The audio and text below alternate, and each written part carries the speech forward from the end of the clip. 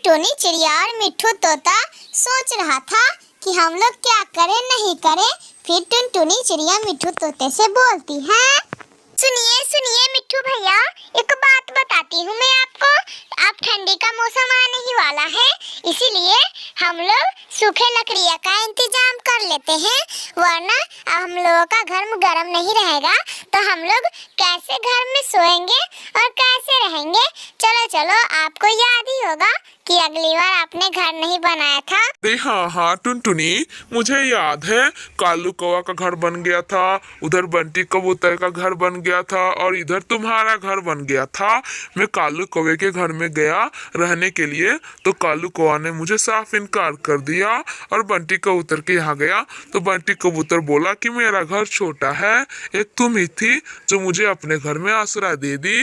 मिट्ठू भैया चलिए चलिए, अब हम लोग सूखे लकड़ियाँ तोड़ के ले आते हैं, वरना फिर आप ठिठुरते रहिएगा।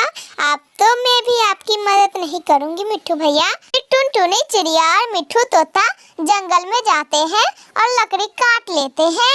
वो दोनों अपने अपने घर चले जाते हैं। टुनटुनी चिड़िया और मिट्ठू तोते का घर बन गया था।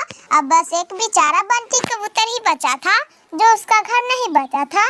बंटी कबूतर सोच रहा था, ये दोनों तो अपना घर बना लिए, मैं क्या करूं, मैं जाता हूं और टुनटुनी चिड़िया से मदद लेता हूं। ऐसा कहके बंटी कबूतर खुशी खुशी टुनटुनी चिड़िया के पास तेजी से उड़ते हुए चला जाता है। टुनटुनी, तुमने और मिट्ठू ने तो अपना अपना घर बना लिया, मैं क्या करूं टुनटुनी, तुम मेरी कुछ मदद कर सकती हो तो बताओ। तुम मेरे साथ चलो जंगल में लकड़ियाँ काटने, मुझे भी लकड़ियाँ काटना है।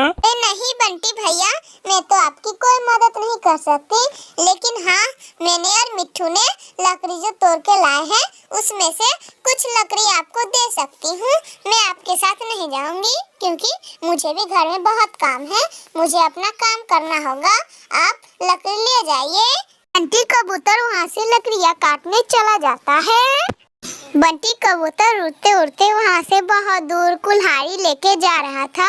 वो घने जंगल में पहुँच जाता है, लेकिन उसे कोई पेड़ नहीं नजर आता है। बंटी कबूतर को एक पेड़ नजर आता है, वो पेड़ को काटने के लिए करता है, तभी वो पेड़ बंटी कबूतर से बोलता है, रुको रुको कबूतर रुको, मुझे मत काटो, मैं एक जादुई पेड़ हूँ। तुम्हें जिस चीज का जरूरत हो तुम मेरे ऊपर जाओ और एक हरी पत्ता तोड़ लाओ। मैं बहुत दिनों से ऐसे ही बैठा हूँ, मैं हर एक पक्षी का मदद करता हूँ।